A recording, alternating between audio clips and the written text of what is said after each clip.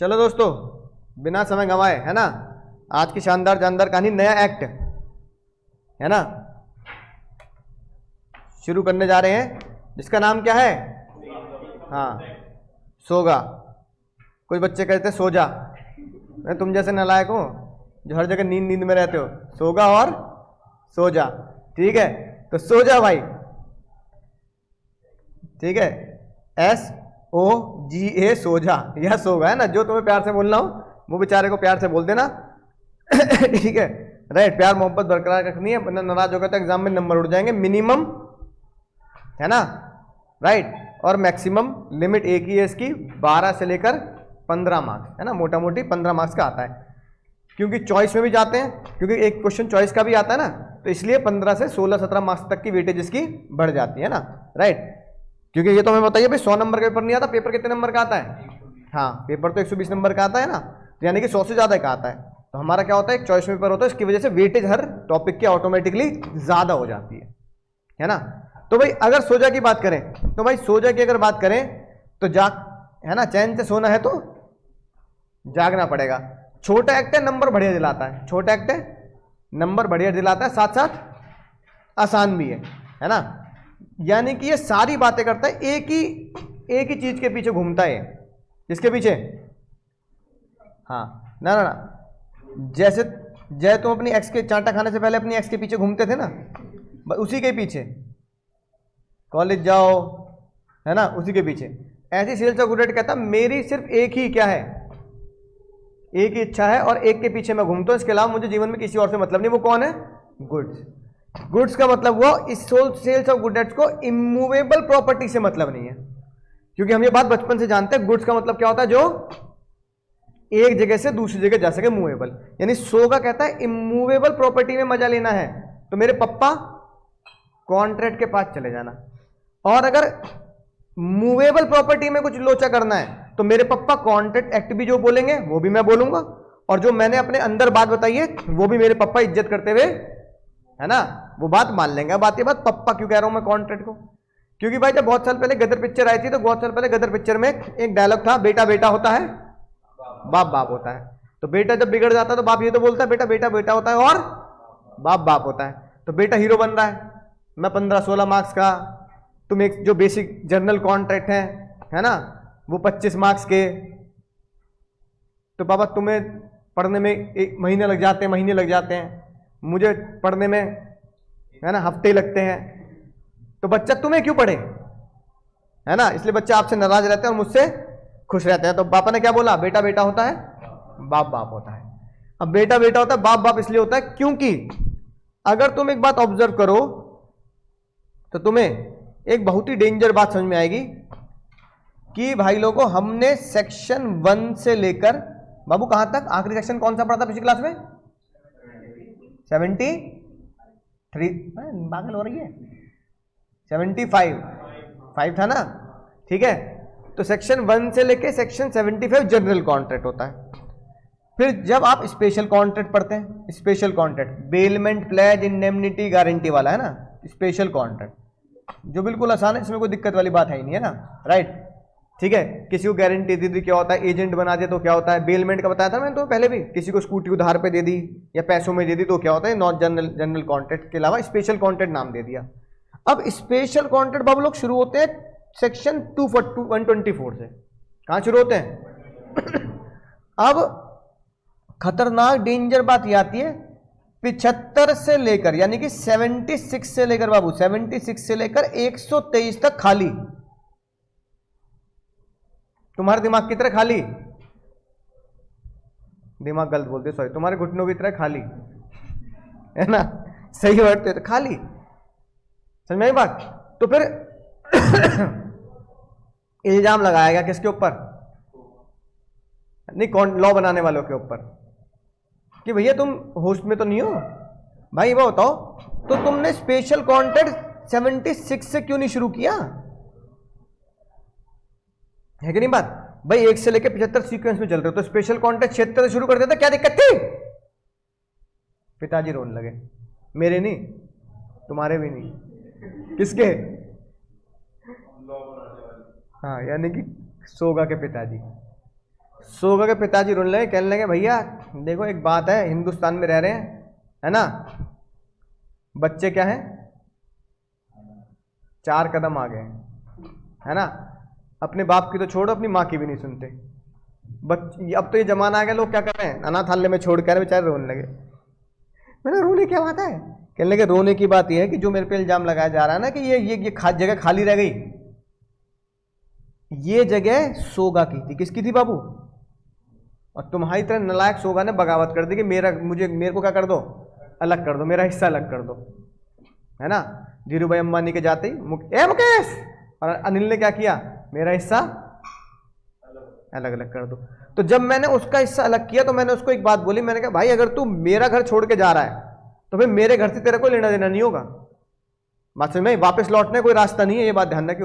और उसने निकम्मे ने ये बोला अलग कर दो, मैं वापस नहीं आऊंगा। तो जब उसने ये मुझसे बोला कि मैं वापस लौट के नहीं आऊंगा, तो मैंने दिल पे पत्थर रख के, है ना, उसको घर जगह, है ना, सब कुछ क्या कर दिया, अलग कर दिया। और अपनी जायदाद से इतना बेदखल किया कि उसका नंबर भी सेक्शन 1 से शुरू किया। क्या शुरू किया? सेक्शन 1 से शुरू किया। और उसका खात्मा जाके कहां किया? सेक्शन 64 पे किया। कहां किया? तो 1 से लेके 64 तक मैंने उसको क्या कर दिया, बेदखल कर दिया।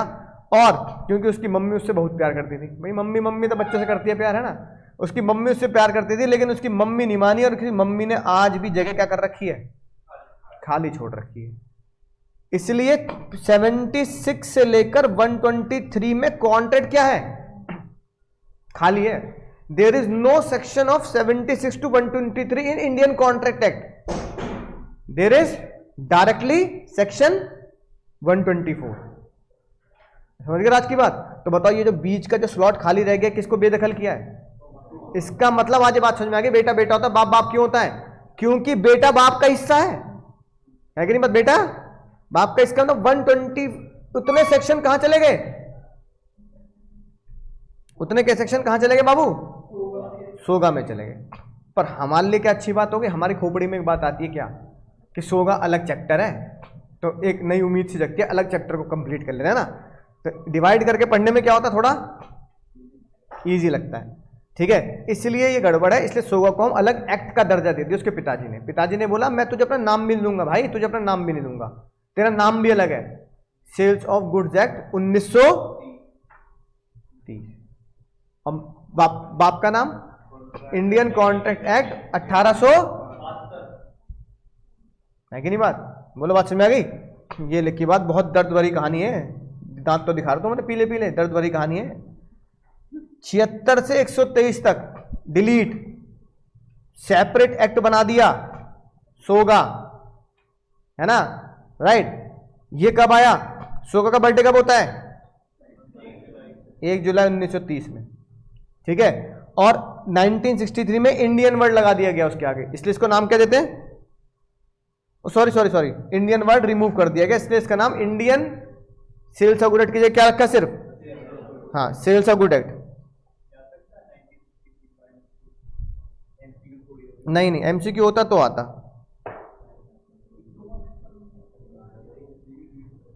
बात समझ में आ गई? अरे नहीं आएगा भाई, सुन लो इधर,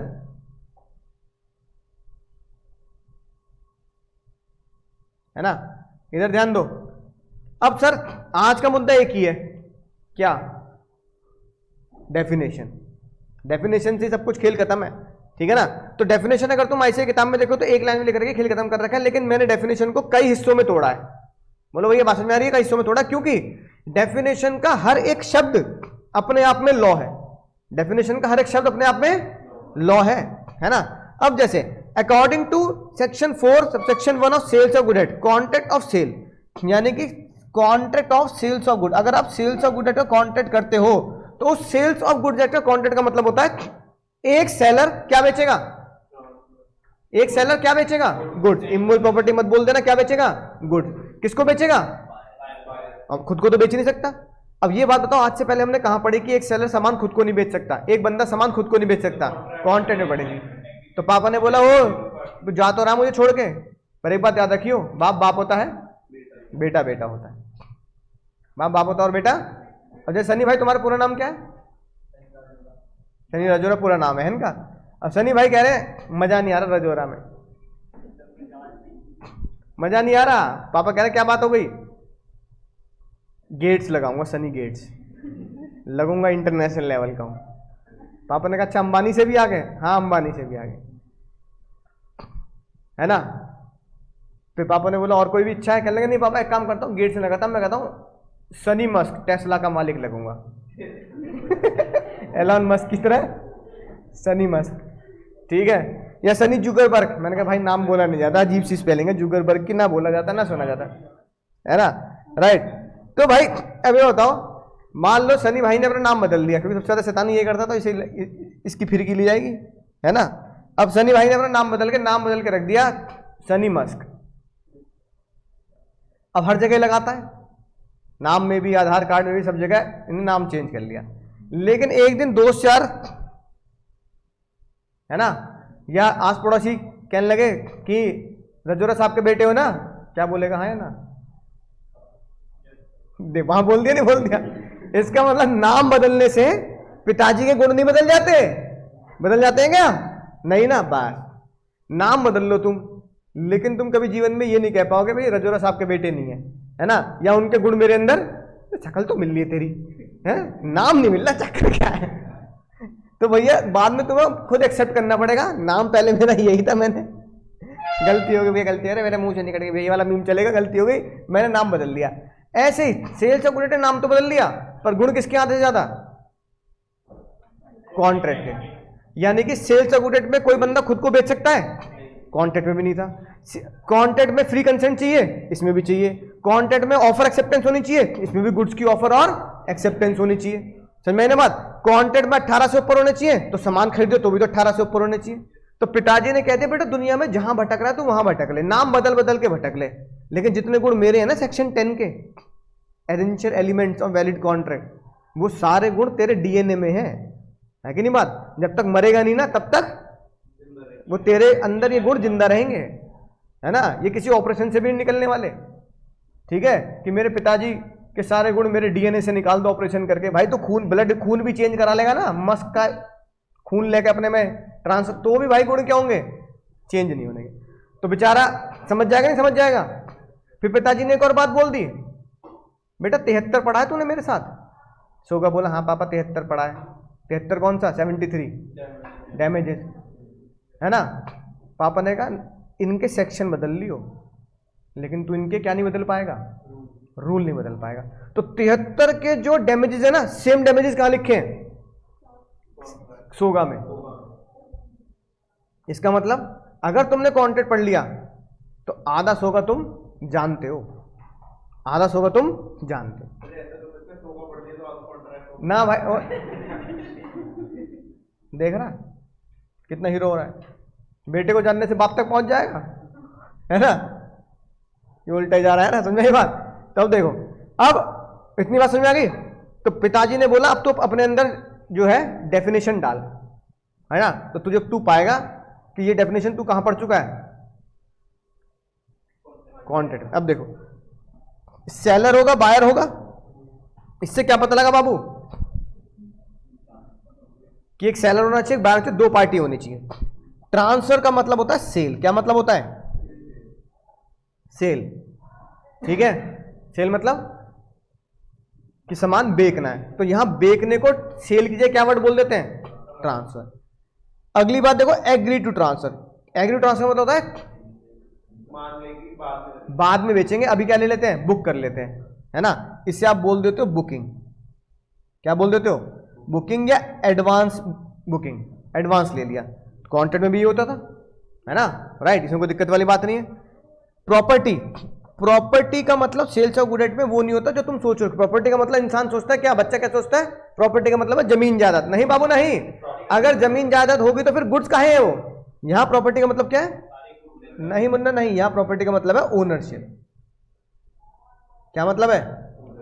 ओनरशिप, यानी कि सामने वाले को उस सामान का मालिक बना देना, ओनर बना देना, ठीक है। सबसे खतरनाक बात किसके पीछे दौड़ता है? सिर्फ एक ही चीज के पीछे दौड़ता है, गुड्स। और आखिर में क्यों भाई? इसको कॉन्ट्रैक्ट की भाषा में बोलते थे कंसीडरेशन। क्या बोलते थे बाबू? अब बताओ, याद हो जाएगी? इसलिए मैंने अलग करके लिखा क्योंकि हर एक बात अपने आप में क्या है, एक अलग लॉ है। अब ये जो हमने क्या पढ़ लिया, डेफिनेशन पढ़ ली। अब इन 1 2 3 4 5 6 7, अब ये 7 पॉइंट आज पढ़ लेने हैं। तो ये 7 लॉ बन गए। क्या बन गए?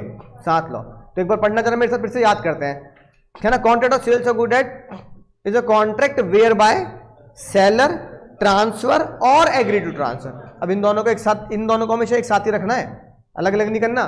ट्रांसफर और एग्री टू ट्रांसफर, या तो मैं बेच रहा हूं या बेचने का वादा करता हूं, यानी कि मैं तो अभी बेच रहा हूं या फिर मैं कल परसों तरसों नरसों बेचूंगा। ठीक है, क्या बेचूंगा? Property in goods. क्या बेचूंगा बाबू? प्रॉपर्टी इन गुड्स, यानी सामान की ओनरशिप बेचूंगा, सामान के साथ साथ सामान की ओनरशिप बेचूंगा। किसको बेचूंगा? टू द बायर बेचूंगा। और क्यों बेचूंगा? पैसे के लिए बेचूंगा बाबू। किसके लिए बेचूंगा? पैसे के लिए। तो सेल्स ऑफ गुड एट की डेफिनेशन से हमें एक चीज पता लगी कि sales of good act, sale तो मानता ही मानता है, साथ में एग्रीमेंट टू सेल को भी कवर करता है। अच्छा भाई, अब सबसे टुच्ची बातें है ना, सबसे टुच्ची बातें, ऐसी बातें पढ़ के पता लगता है कि चाहे कोई बंदा किसी भी इरा में किसी भी समय में जी रहा हो, नशा सब करते थे। बस कबीर सिंह इंजेक्शन का नशा कर रहा है, संजू बाबा सूंघ सूंघ के नशा करते थे, है ना। अब इनके जमाने में पता नहीं कौन सा नशा होता था। नशे में एक बहुत ही बढ़िया डेफिनेशन लिखी। अच्छा, ये कह रहा मैं तो बल्ब सूंघता हूँ, थिनर, ये थिनर वाले बच्चे। हाँ हाँ, तुम देखना तुम्हारे जैसे लोग ठीक है। तो ये भाई, या फिर ये वो सूंघते हैं, वो नहीं होती थिनर, थिनर जो होता है ना। हाँ, वाइटनर, वाइटनर थिनर। तो भाई ये सूखे नशे वाले बालक है। तो जब इन्होंने नशा करके डेफिनेशन लिखी तो मुझे लगा कि भाई कुछ तो इज्जत, लॉ की कुछ तो इज्जत रखनी चाहिए। Buyer means a person who buy the goods, और सेलर मीन्स द पर्सन, सस्ता नशा। हाँ, यही है, बस खत्म बात। ठीक है, तो इसका मतलब एक बायर वो भी होता है जो बायर गुड्स खरीदता भी है और एग्री टू बाय भी करता है। ऑब्वियसली बात है, एग्रीमेंट टू सेल। सेलर वो होता है जो गुड्स बेचता भी और एग्री। तो अब लेकिन सबसे खतरनाक बात पता है क्या है? सबसे खतरनाक बात है कि इसके अंदर जो केस आया, यानी कि पहली क्लास सोगा की और पहला केस पहले ही घंटे के अंदर जज साहब ने, है ना, तुम्हारे सामने रख दिया। जज साहब होश में सुनना ध्यान से मैं क्या कह रहा हूं। केस सोगा के अंदर आया, लेकिन केस है पार्टनरशिप का। किसका? तो भाई टीपा, इंडियन पार्टनरशिप है, टीपा प्लस सोगा दोनों को मिक्स करके ये केस लॉ डिसाइड किया गया। बड़ा खतरनाक केस है, इसलिए दूसरे एक्ट को भी लपेट रहा साथ में, है ना। अब हुआ ये कि 3 पार्टनर थे, है ना। अब चलो 2 मानते हैं, 2 पार्टनर थे ना, ठीक है। अब भाई जय और वीरू 2 पार्टनर थे। इन दोनों पार्टनर ने कहा भाई हम क्या कर रहे हैं,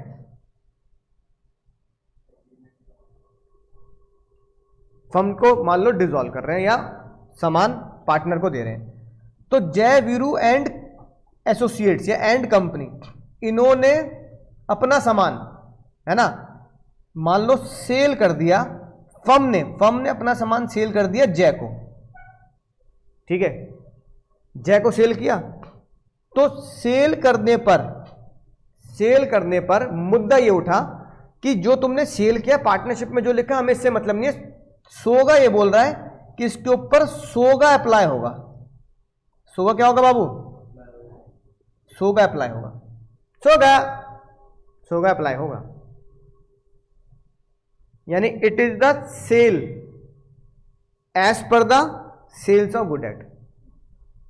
डेफिनेशन के हिसाब से सोगा इस पे अप्लाई होना चाहिए। और सोगा के अंदर जो रूल्स हैं, जैसे सोगा के अंदर एक रूल है टैक्स का। सोगा के अंदर एक रूल लिखा है किसका? टैक्स, कि जब भी कोई भी गुड्स किसी को बेचे जाएंगे, भारतीय सरकार उस पर जीएसटी लेगी। तुमने सुना है जीएसटी? इंटर में आएंगे तो और डिटेल में पढ़ेंगे, है ना, पूरा एक्ट है जीएसटी तुम्हारे कोर्स में। लेकिन तुमने देखा तो है ना, तो इस पे सोगा लगेगा। सोगा लगेगा तो क्या लगेगा? अगर सेल है तो जीएसटी भी देना पड़ेगा, तो भाई जीएसटी लगेगा। अब ये बताओ सेल होगी, इसको सेल मानेंगे नहीं मानेंगे? क्यों नहीं मानेंगे? क्योंकि मैं पहले पढ़ चुका हूं ये एक्ट। भाई ये बहुत निकम्मा वाला है भाई। तो वैसे तो सेल मानी जानी चाहिए, लेकिन एक चीज की गलती कर बैठे तुम। किसकी? पार्टनरशिप एक्ट की। केस सोगस में लपेटा गया, लेकिन डिसाइड कहां से हुआ? टीपा से। टीपा में नहीं है, क्योंकि केस सोगस के उससे लड़ा गया था, पर सॉल्यूशन टीपा से निकला इसका। वैसे कायदे में देखा जाए तो भैया एक फर्म ने अपने पार्टनर को सामान बेचा तो क्या लगेगा? सेल्स ऑफ गुड्स लगेगा और टैक्स भी बनता है। लेकिन टीपा में एक बहुत खतरनाक बात लिखी है जो तुम जानते हो, बचपन से जानते हो, 11वीं क्लास से, अगर 11वीं की बिजनेस स्टडीज ढंग से पढ़ी होगी और 12th में तो क्वेश्चन भी किए हैं। क्या लिमिटेड लायबिलिटी होती है टीपा की? अनलिमिटेड। अनलिमिटेड क्यों होती है? क्योंकि टीपा को सेपरेट आइडेंटिटी नहीं माना जाता कंपनी की तरह। टीपा में दो जिस्म एक जान होता है। टीपा में दो जिस्म एक जान होता है कि मैं पार्टनर और मेरी फर्म एक ही है। फर्म को कोई नुकसान है तो मेरे घर तक नुकसान पहुंचेगा, वो है कि नहीं बात? इसलिए हम उसे बोल देते हैं अनलिमिटेड लायबिलिटी। क्या बोलते हैं बाबू? Unlimited liability. अब जब तुम जो दो जिस्म एक जान हो, दो जिस्म एक जान हो, तो ये फर्म और जय, ये दो जिस्म तो हो गए, पर एक ये क्या हो गए? एक जान हो गए, नहीं हो गए? तो उन्होंने बोला अगर एक जान होने की वजह से, एक ही यूनिट होने की वजह से, अगर तुम एक बात देखो कि मान लो भाई टीपा के अंदर ये बॉटल है, अब ये कहां पे बॉटल रखी है? फर्म में। फर्म वाले कह रहे हैं पार्टनर को बेच। फर्म वाले क्या कह रहे हैं? पार्टनर को बेच। तो भाई जब मैं टीपा में था, अब मैं पार्टनर की तरफ से बात नहीं कर रहा, जब मैं टीपा में था, तो जब मैं टीपा में था तो ये प्रॉपर्टी किसकी थी? दो जनों की, है ना? आधी जय की और आधी वीरू की, दो जनों की प्रॉपर्टी हो गई। इसमें आधा हिस्सा किसका है? जय का, और आधा हिस्सा वीरू का। क्योंकि सेक्शन 14 बाबू, सेक्शन 14 ऑफ टीपा में भी क्या लिखा है? Joint ownership in the assets of the firm. याद आई बात?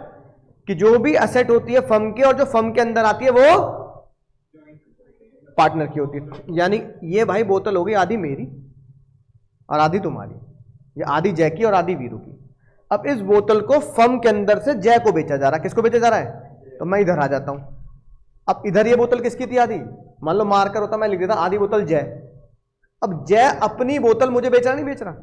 यानी जय अपनी बोतल मुझे, मतलब खुद को बेच रहा, नहीं बेच रहा? तो जज कह रहे हैं अबे खुद को सामान कैसे बेच देगा तू? डेफिनेशन में क्या लिखा है? There should be a buyer, और दोनों अलग अलग होने चाहिए। पप्पा आ जाएंगे 1872 से उठ के, पप्पा आ जाएंगे कब्र में से, है कि नहीं बात? और वहीं दो रेपटे कंटाप का चप्पल कहा मेरी है? जब मैंने पहली बोल दी थी सेक्शन 10 में there should be two parties for the agreement, तू एक में कैसे कर रहा है? तो तू कॉन्ट्रैक्ट को भी ओवर रूल कर रहा है और तू टीपा को भी ओवर रूल कर रहा है, क्योंकि टीपा में भी सेपरेट एंटिटी है ही नहीं। तो जज ने बोला कि जय अपना ही सामान किसको बेच रहा है? सेल्फ सेल कर रहा है। तो सेल्फ सेल जैसी कोई भी चीज किसी भी लॉ में नहीं मानी जाती।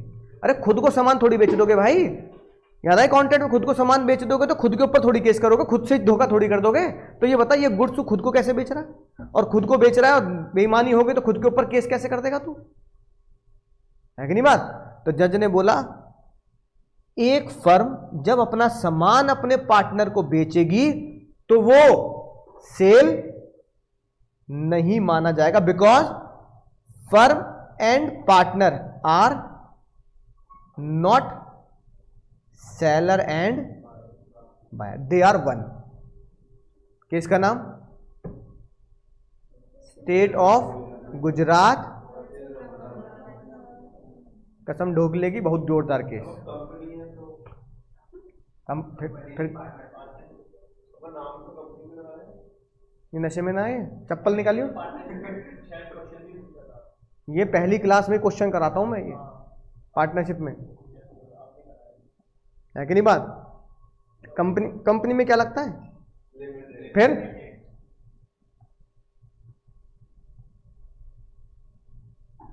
भांग पाकिस्तान से ला रहा दिखे, अपने देश की होती तो फिर भी थोड़ा इंसान का दिमाग चलता रहता है।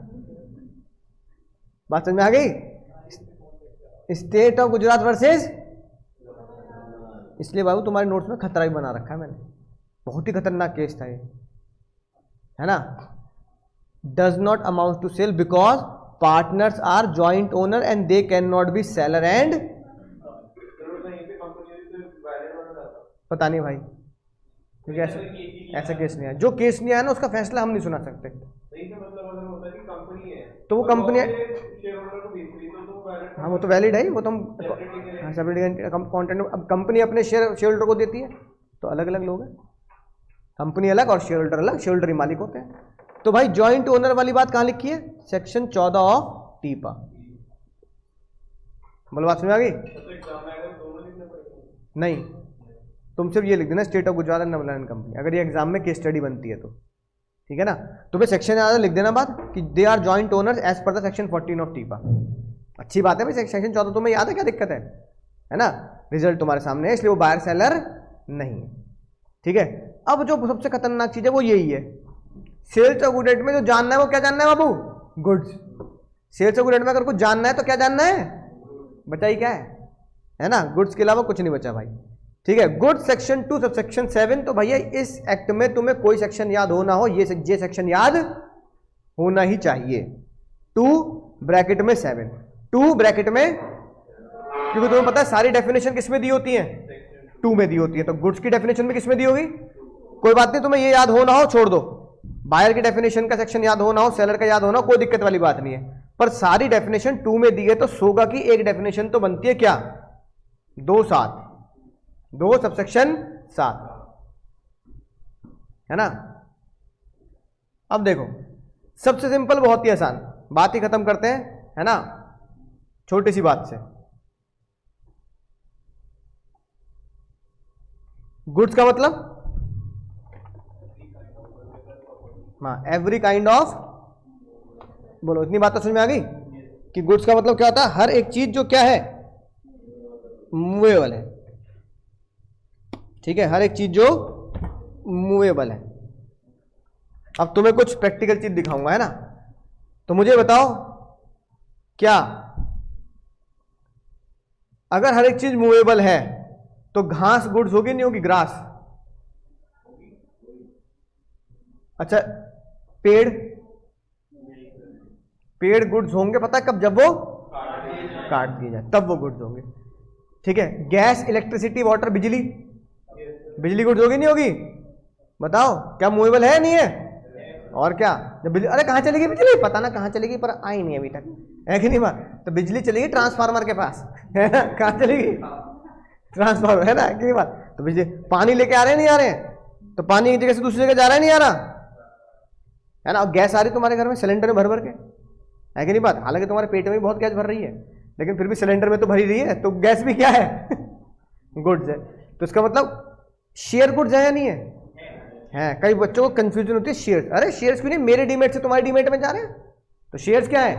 गुड्स है या नहीं, ठीक है। यानी हर एक चीज गुड्स है।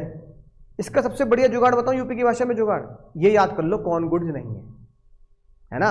अगर हर एक चीज गुड्स है तो मुद्दे की बात है, ये याद कर लो कौन गुड्स नहीं है, ठीक है। सबसे पहली बात, एक चीज जो तुम्हें पता है गुड्स नहीं है, कौन? अरे बाबू नहीं, इमूवेबल प्रॉपर्टी। क्या चीज? इमूवेबल प्रॉपर्टी गुड्स बोलो नहीं है, क्योंकि वो एक जगह दूसरी जगह ट्रांसफर नहीं कर सकते आप।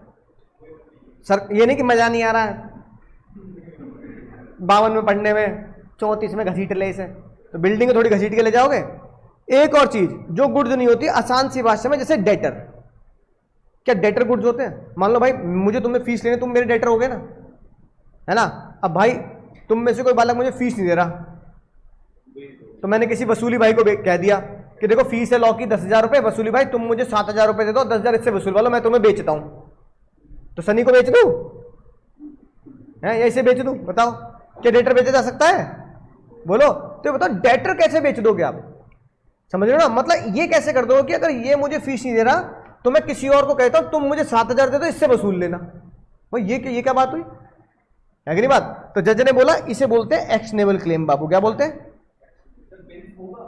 एक्शनेबल क्लेम नहीं, वो डिस्काउंटिंग अलग लॉ है ना, डेट। एक्शनेबल क्लेम, लॉटरी, है ना, जो एक्शन करके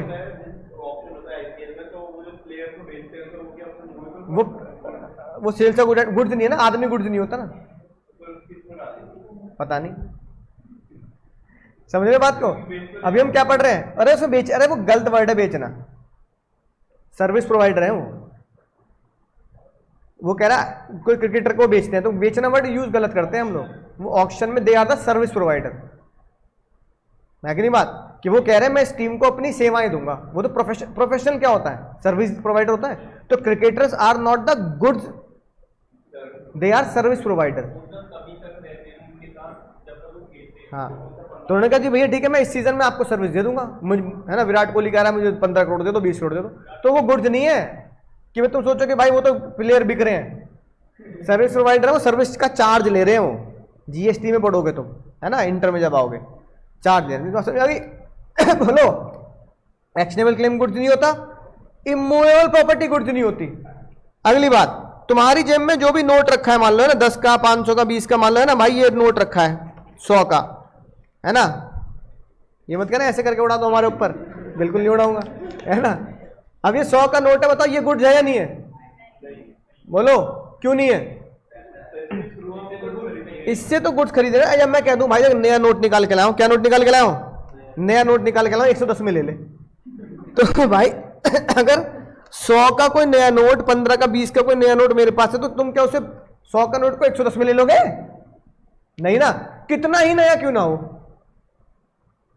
बोलो बात समझ में। तो इसका मतलब करेंसी जो सर्कुलेशन में होती है वो गुड्स नहीं होते, ठीक है।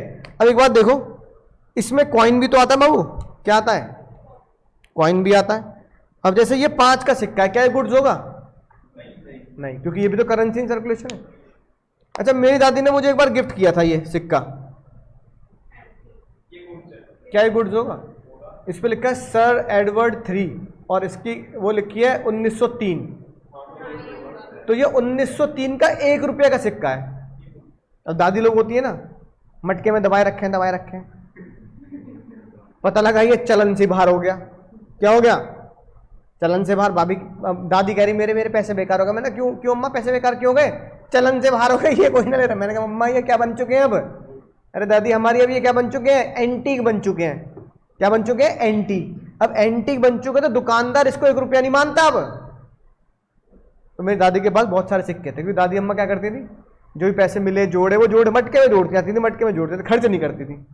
अब धीरे धीरे क्या हुए, वो लुप्त हो गए। तो दादी ने कहा चल एक काम कर, एक तू रख ले, किसी को, सब पूरे खानदान में 1-1 रुपये बांट दिया उन्होंने मरने से पहले, ऊपर थोड़ी लेके जाएंगी। तो कहने लगे चल मेरा मटका लिया, मटका मतलब गप पर्स है ना, सबको बांट दिया उन्होंने गिफ्ट के तौर पर। तो एक मुझे मिला 1903 का, है ना, रैंडमली 1903 का आया।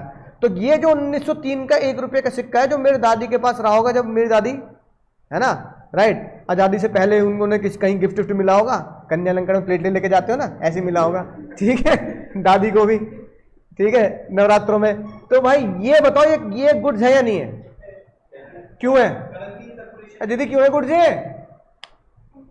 क्योंकि अब ये करेंसी नहीं है, अब क्या रह गए, एंटीक हो गया। तो एंटीक इज अ गुड। अब चवन्नी भी गुड्स है, हाँ, तुमने बड़ी टुच्ची बात करी, रुको, इतनी टुच्ची बात कर दी, रुक जाओ अभी।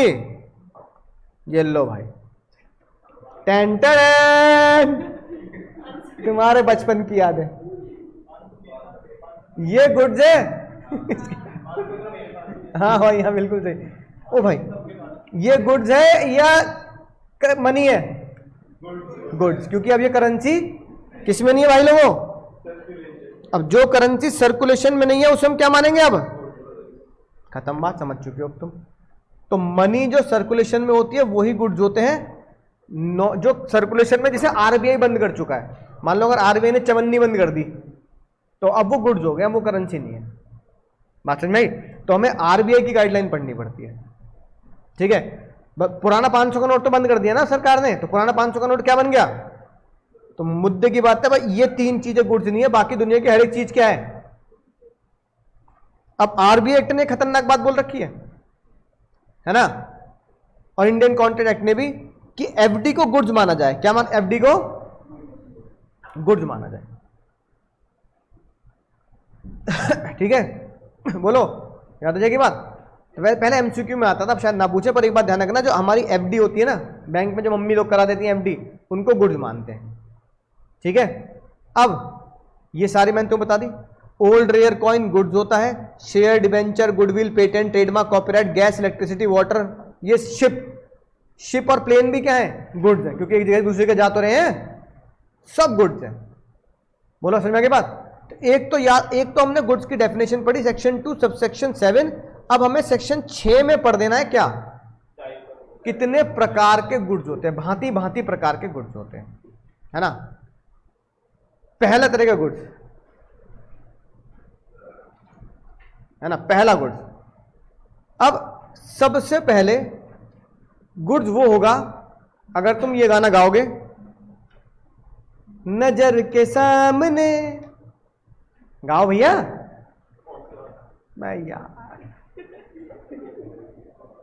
तुमने भाई बड़े मजे लिए। दिल जले आशिक लोग ऐसी बातें करेंगे तो कैसे चलेगा।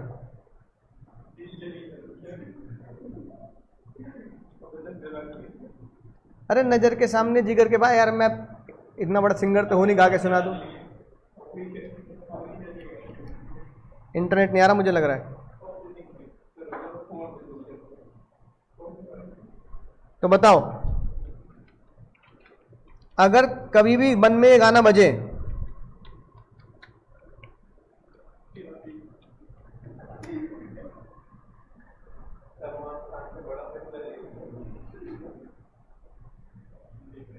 ये वाला गाना कभी बजे,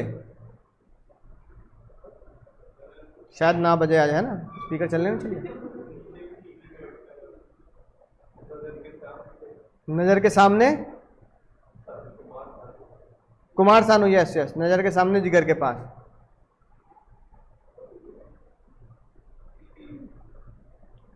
तो समझ जाना भाई, ये आज इंटरनेट सही से आ नहीं रहा।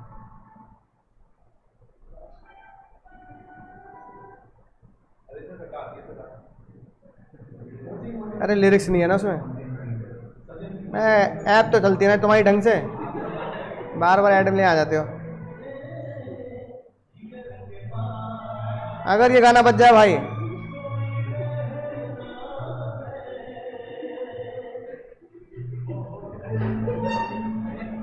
तो कुमार सानू से ज्यादा बढ़िया गा दूंगा तो नाराज हो जाएंगे कुमार सानू। तो भाई अगर कोई भी सामान नजर के सामने है, और जिगर के पास का मतलब तुम उसको खरीदना चाह रहे हो या खरीदने की डील कर चुके हो, है ना, तो जो नजर के सामने होगा उसे जज बोलता है एग्जिस्टिंग है, वो क्या है। अच्छा, जो सामान नजर के सामने नहीं है तो जिगर के पास तो होगा ही नहीं, क्योंकि नजर के सामने तो होना चाहिए। तो जो सामान नजर के सामने नहीं होगा तो जरूर दुकानदार बता क्या बोलेगा, भैया कल ले लेना, कल बनाऊंगा। जैसे केक का ऑर्डर दिया तो केक वो बनाएगा, तुमने कहा भाई मेरे घर में परसों मेहमान आएंगे, परसों 100 समोसे बना दिए, तो परसों वो बनाएगा, आज बना के रखेगा नहीं, करेगा परसों बनाऊंगा। तो जो नजर के सामने तो नहीं है लेकिन तुमने डील कर दी उसकी, तो वो हो गए फ्यूचर गुड्स, है कि नहीं बात। और अगर तुमने ये वाला गाना गाया जो हमने पहले गाया था, अगर तुम मिल, याद आया ना, अगर तुम मिल जाओ, तो याद है गाना कहां गाया था, अगर तुम मिल जाओ जमाना छोड़ देंगे हम। कॉन्ट्रैक्ट में किस जगह कॉन्सेप्ट क्या था, कॉन्ट्रैक्ट का कंटीजेंट कॉन्ट्रैक्ट। धारा कौन सी थी, तो सेक्शन कौन सा था, धारा कौन सी थी दीदी,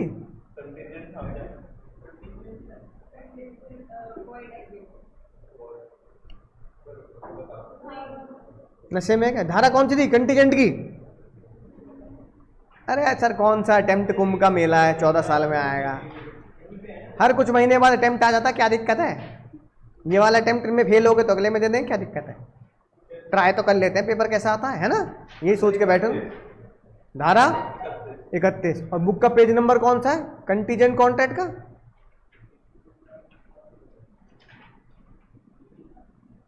सबसे इंपॉर्टेंट टॉपिक है वो एग्जाम में आने के लिए।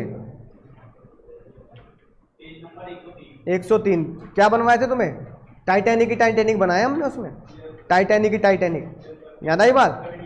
हाँ घड़ी बेचूंगा टाइटैनिक, अगर टाइटैनिक आया तो अब एक बात बताओ, ये मैंने तब तुम्हें ये बताया था कि सेल्स ऑफ गुड में ये बात लिखी है।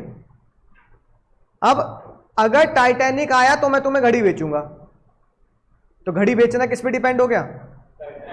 तो सेक्शन 32 के साथ 35 का जोड़ा, 33 के साथ 35 का जोड़ा, याद आई बात? जोड़े बनाए थे हमने, है ना? तो नजर के सामने जिगर के पास टाइटैनिक के जोड़े बनाए थे। टाइटैनिक के जोड़े में हमने ये पढ़ लिया था कि अगर टाइटैनिक आया तो कंटीजेंट कॉन्ट्रैक्ट है। घड़ी क्या हो गई? Contingent goods. घड़ी क्या हो गई? Contingent goods. घड़ी क्या हो गई? तो भाई ये तो एग्जिस्टिंग गुड्स वो होते हैं जो नजर के सामने, है ना, जो क्या होते हैं भाई?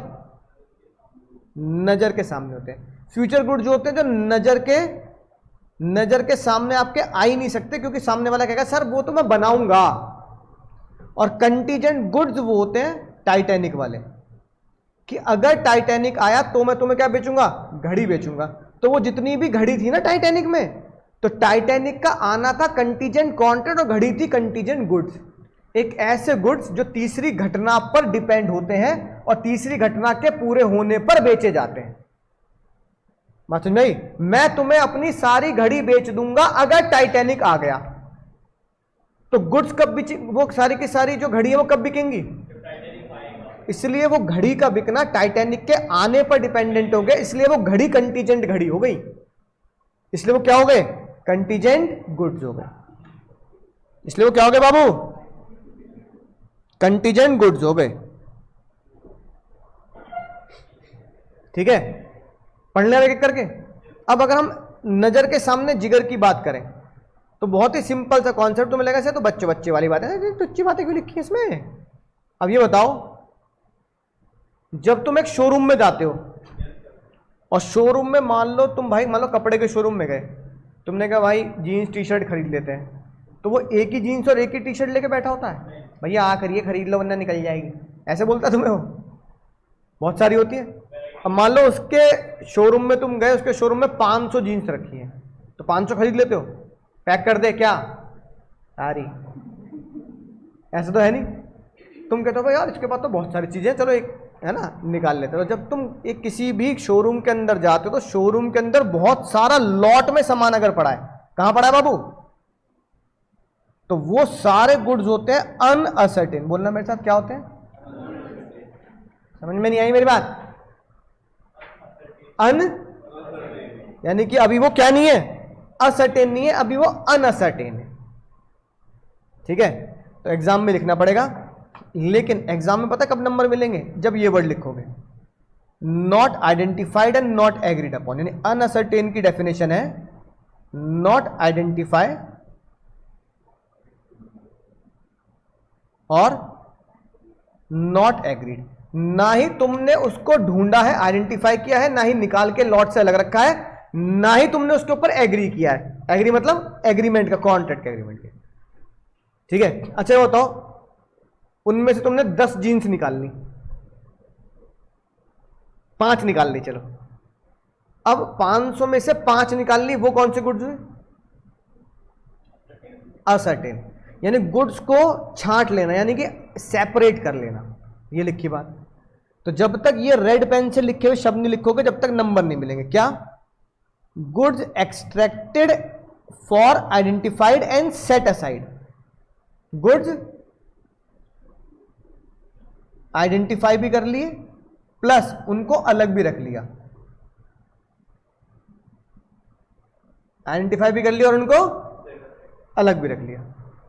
ठीक है, तो वो होते हैं सेलेक्टेड। इन्हें हम आम आदमी की भाषा में बोलते हैं व्हेन गुड्स आर सेलेक्टेड। जब आपने कुछ गुड्स को सेलेक्ट कर लिया है तो वो असर्टेन गुड्स हो जाते हैं, आइडेंटिफाइड और ईयर मार्क। वाले का नहीं, दिल ने तुमको चुन लिया है, चुन लिया भाई मैंने, क्या कर लिया एक सामान को। अब जरूरी है 5 की 5 जीन्स खरीद लो, है? मम्मी ने वही चप्पल निकाल ली, 5 क्यों रखी है? तो मम्मी एक ही खरीदूंगा, गुस्सा क्यों कर रही हो? खरीदूंगा एक ही, 5 नहीं खरीद रहा। मम्मी ने कहा एक ले ले, तो तुमने 500 में से 5 को निकाल के अलग रख लिया। अब 5 में से एक चूज कर रहे हो, अक्कड़ बक्कड़ बम्बे बो, क्योंकि 5 पसंद आ रही है, पर माता जी ने क्या बोला है? लेनी है। क्या बक्कड़ बक्कड़ कर रहे हो? अक्कड़ बक्कड़ बम्बे बो 80 90 पूरे 100 ये कर करा के तुमने एक जीन्स पे हाथ रखा, भाई चल ये लेता हूं, वो जीन्स क्या कहलाई जाएगी? अब वो जीन्स कहलाई जाएगी, पढ़ पढ़ के बोलने वाले बच्चे, स्पेसिफिक गुड्स। क्या कहलाई जाएगी? स्पेसिफिक। स्पेसिफिक का क्या डायलॉग है? ये आइडेंटिफाइड। और सबसे खतरनाक बात है ये, यानी कि मैंने एग्रीड अपॉन का मतलब है मैंने उसका कॉन्ट्रैक्ट कर लिया, एग्रीमेंट कर लिया। मैंने कहा भाई, एग्रीमेंट कर लिया, मैंने कहा भाई क्या कर ले, बिल बना दे अब इसका। क्या कर ले? बिल में। याद हो जाएंगी बातें? तो एक बात ध्यान रखना, ये सारी बातें एग्जाम्पल वगैरह सब बाद के हैं जब तक तुम ये वर्ड लिखोगे। अब मेरे लिए बताना, अनसर्टेन का क्या वर्ड आएगा? Not identified and not agreed upon. Ascertain, agreed मत बोल देना, कंटाप लग जाएगा। नॉट एग्रीड भी नहीं। सेट असाइड, क्या वर्ड लिखा है उसमें? Quantity extracted for identified and, और स्पेसिफिक। और ये तीनों किसके एक ही थाली के चट्टे बट्टे, वो थाली क्या है? Existing good. यानी वो थाली क्या है बाबू? एग्जिस्टिंग। इसलिए देखो, तो तुम्हारी किताब में डायग्राम बना रखा है, यानी कि तुम्हारी किताब में जो चार्ट बना के दे रखा है, इसलिए दे रखा है ये एग्जिस्टिंग गुड्स के 3 हिस्से हैं। फुटूरे और कंटीजेंट की कोई अलग से सेपरेशन नहीं है, एक ही डेफिनेशन है। फुटूरे गुड्स कौन से होंगे? फुटूरे, उसमें एक ही खतरनाक वर्ड लिखना है एग्जाम में, ये टू बी, जो फ्यूचर में प्रोड्यूस होने हैं, टू बी मैन्युफैक्चर। और अगर खेत में होते तो उसमें प्रोडक्शन नाम देते। इकोनॉमिक्स के तुम महारथी हो, तुम्हें बताइए मैन्युफैक्चर्ड वर्ड कब लगता है, प्रोडक्शन वर्ड कब लगता है। तो जज साहब ने दोनों रख दिए हैं, टू बी मैन्युफैक्चर और टू बी प्रोड्यूस। है कि नहीं बात? तीनों एग्जाम्पल पढ़ लो जल्दी से, तीनों की एक कॉमन बात है, to be grown,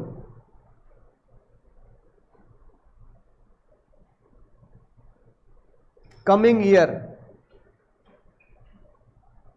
will be produce. तो एग्जाम में टू बी लिखा हो, कमिंग लिखा हो या विल बी लिखा हो, तीनों किस बात को दर्शाते हैं? फ्यूचर गुड्स को दर्शाते हैं। अब भैया टाइटैनिक है ना, अगर टाइटैनिक आया तो मैं तुम्हें घड़ी बेचूंगा, घड़ी क्या बनी? कौन से गुड्स? मोबाइल लग दे। कौन से गुड्स? गुड्स पढ़ा के बोला गुड्स, गुड्स तो पढ़ा रहा हूं मैं निकम में। कौन से गुड्स? कंट्री। भाई ये मोबाइल उठाने की बड़ी आदत भाई। हाँ, कि इस अटेम्प्ट में तो मजा नहीं आएगा, अगला वाला साथ देंगे हैं? मैं भी भर रही हूँ फॉर्म। सुन नहीं रहा बात? गुड्स जिसका एक्विजिशन डिपेंड होता है कंटीजेंसी पर, जो होगी या नहीं होगी। याद आई बात? एक तो है टाइटैनिक आया गुड्स बेचूंगा, एक है टाइटैनिक नहीं आया तो गुड्स बेचूंगा। तो मे और मे नॉट हैपन। याद आ गई ना बात? पढ़ के देख लो, इनमें कुछ ऐसे वर्ड लिखे होंगे, अगर जेड ने बेच दिया, या अगर प्रोवाइडेड वर्ड लिखा होगा, अगर टाइटैनिक आ गया साइक्लोन नहीं आया। ठीक है, तो इसको किसके साथ पढ़ना है? अपनी किताब के पेज नंबर 103 के साथ। तो टाइटैनिक था कंटीजेंट कॉन्ट्रैक्ट, और घड़ी क्या बनी? Contingent good. ठीक है, बोलो भाई।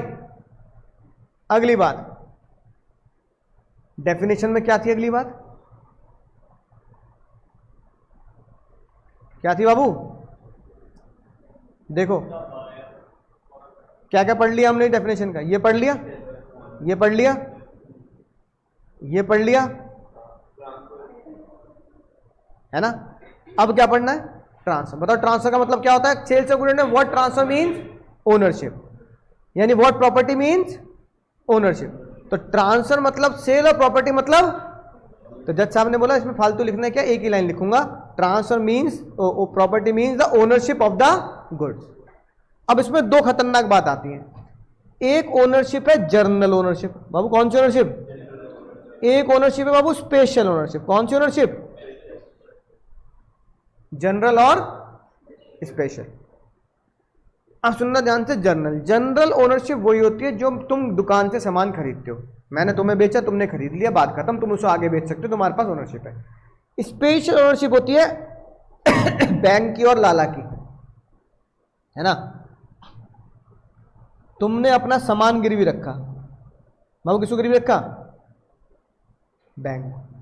बैंक ने तुम्हें क्या दे दिया भैया? अरे लोन।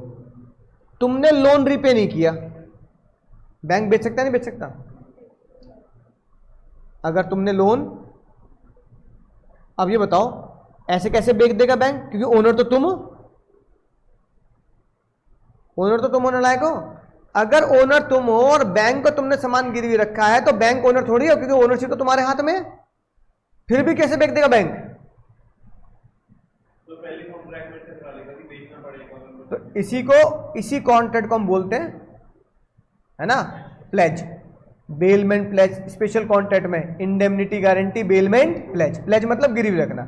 तो जब किसी को कोई भी सामान गिरवी रखा जाता है तो उसको बेचने का क्या दिया जाता है? राइट दिया जाता है कि जिसको भी सामान गिरवी हो उसे बेच सकता है। अब सेल्स ऑफ गुड कह रहा है तो मेरे को भी तो कुछ करना पड़ेगा इसके बारे में, ताकि बाद में कोई झगड़ा ना करे इस एक्ट से। तो सेल्स ऑफ गुड ने इस प्यार को नाम दिया स्पेशल ओनरशिप। क्या नाम दिया?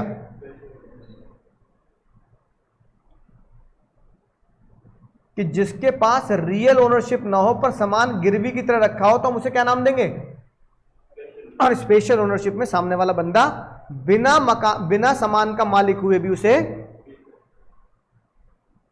समझ में बात? फिर क्या आता है सर? बोलो भाई, प्राइस। ठीक है, अब ये बताओ, सामान बेचा, पैसा मिला, है ना। जूते 2 पैसे लो, तुमने जूते बेचे, सामने वाला कह रहा है ठीक है पैसा ले जा पूरा। सेल्स ऑफ गुड में कवर होगा नहीं होगा?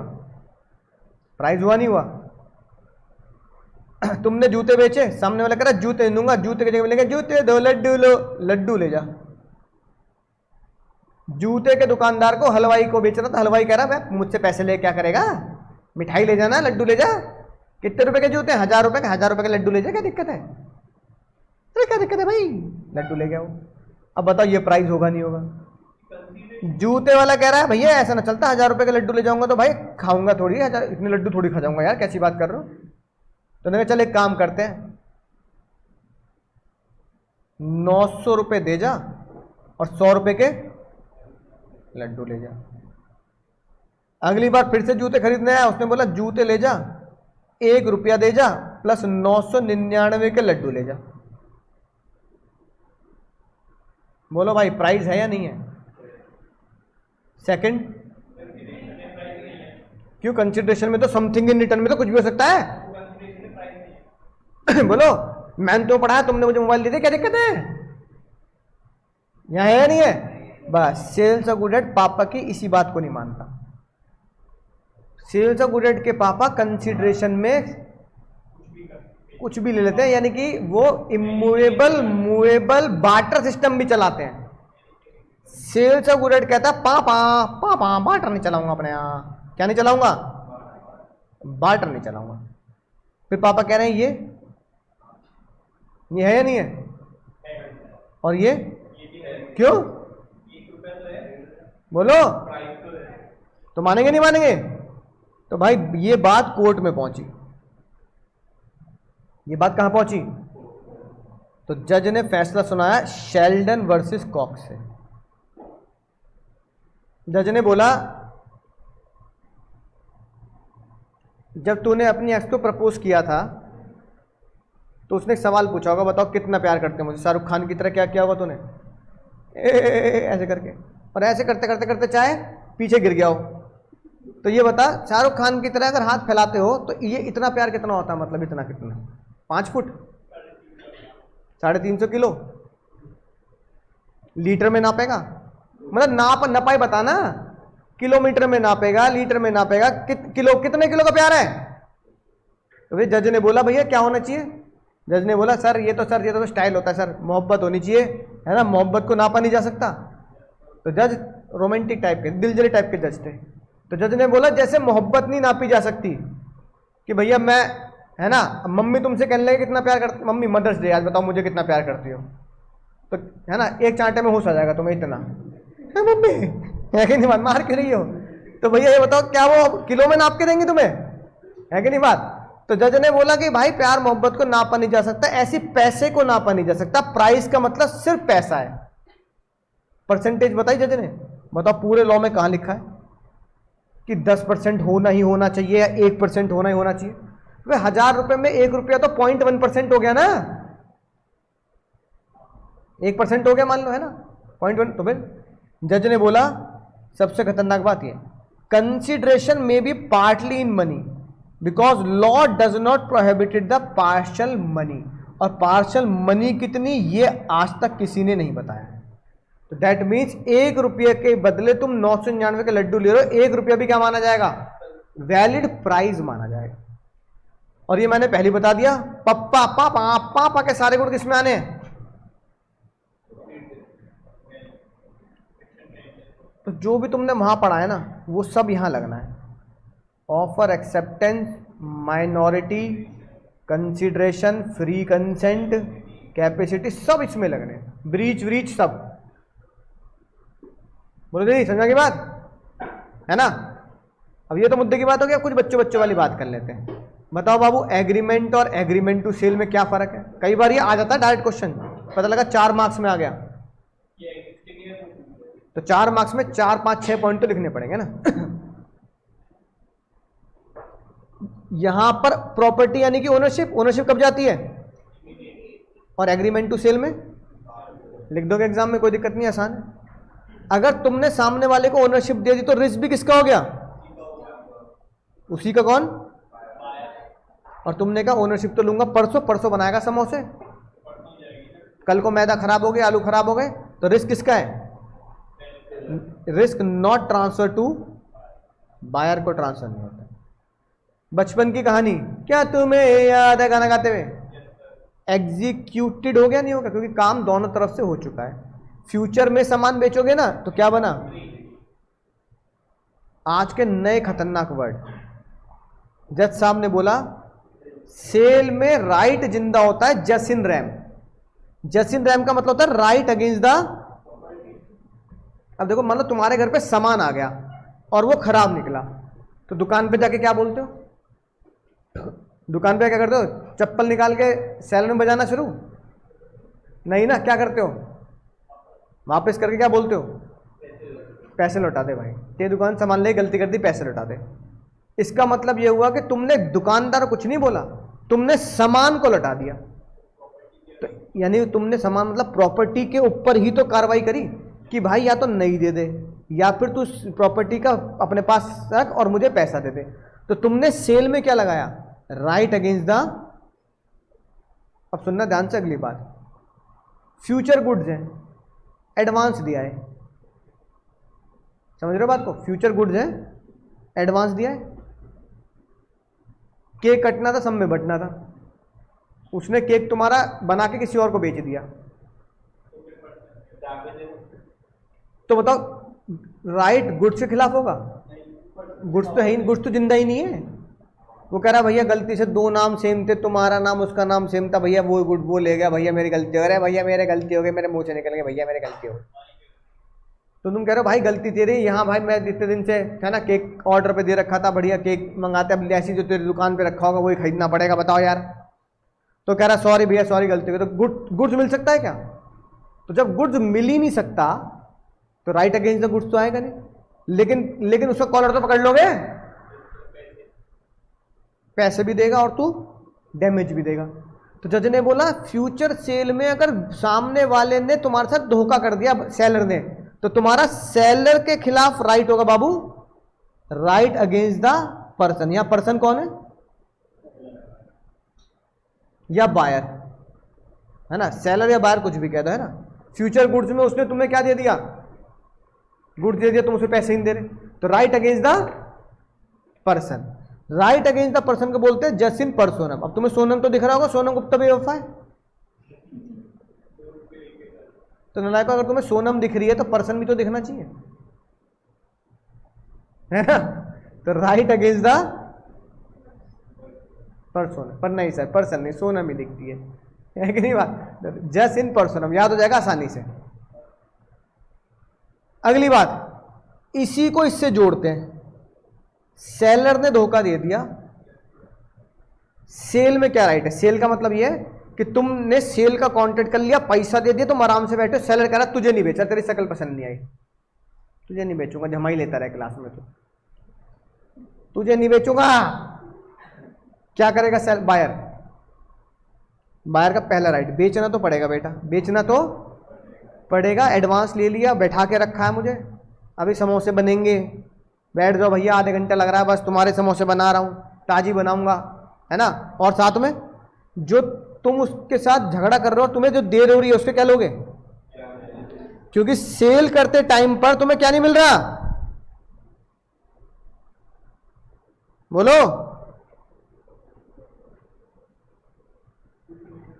हाँ, गुड्स खरीद लिए, दे नहीं रहा।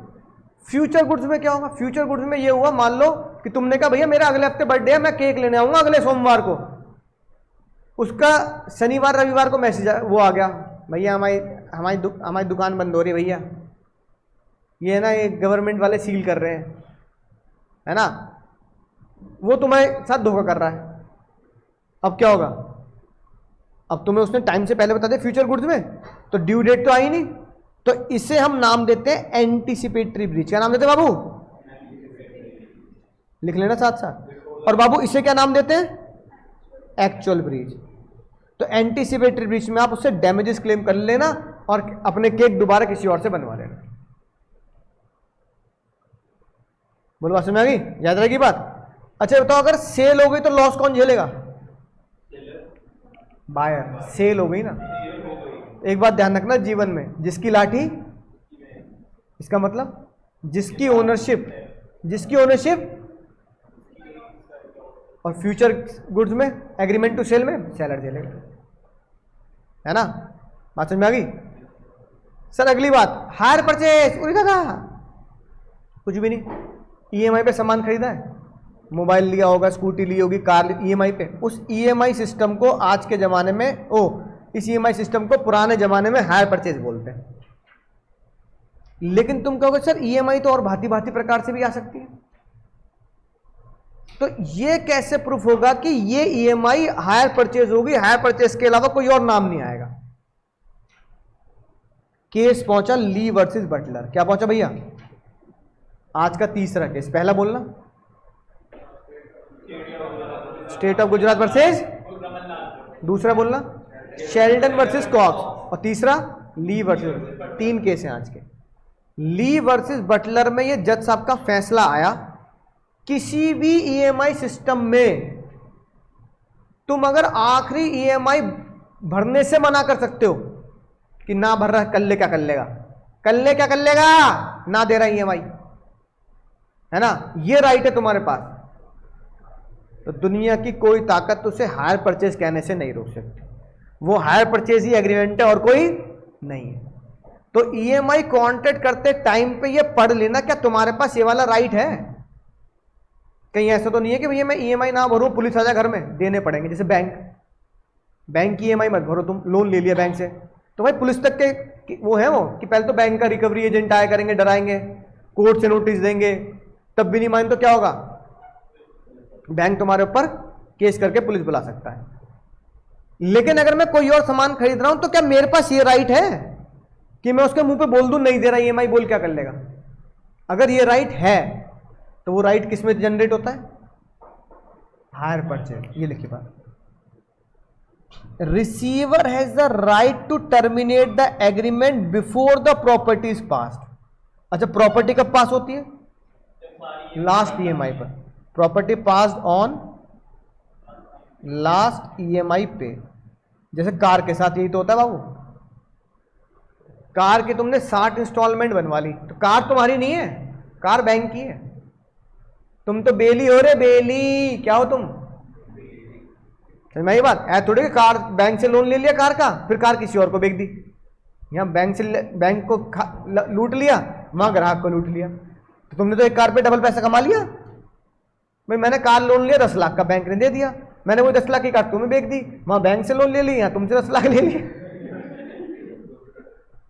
बढ़िया जुगाड़ है कि नहीं? कार 10 लाख की, मैंने कितने की बेच दी?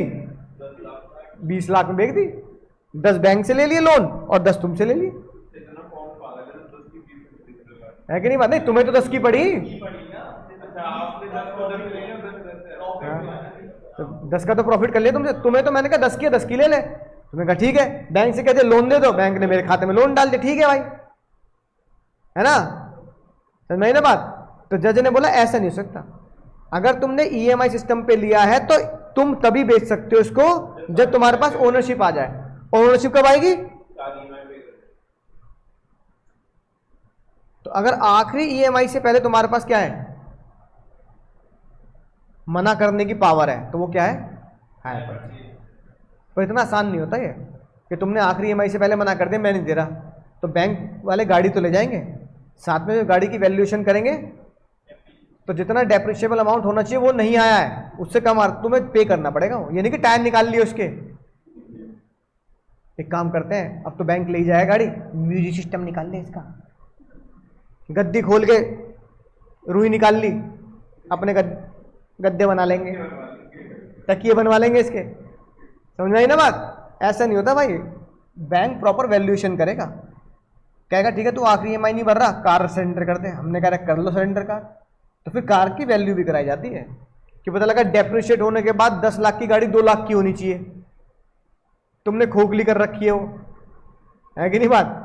सीट वीट है ही नहीं, नीचे चादर बिछा रखी है दरी, या कुर्सी लगा रखी है प्लास्टिक की, प्लास्टिक कुर्सी बैठ के चला रहा हूँ मिस्टर बीन की तरह। मिस्टर बीन में बन जाना तुम, समझ में आई ना बात?